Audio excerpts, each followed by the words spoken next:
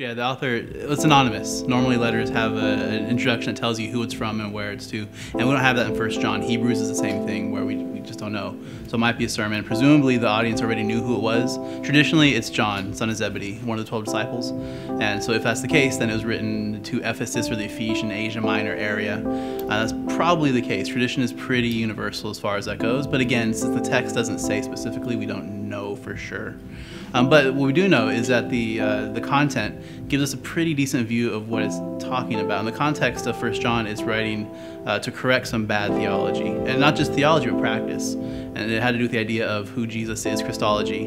That's a big issue. They said Jesus wasn't Son of God. They said Jesus wasn't really the Christ. They split those two apart. And so there was some errant theology that led then to errant practice. Their ethics were also bad. And so 1 John's written to correct those two things, having a correct view of Jesus and as the Christ and Son of God, and also to correct the life you live after that.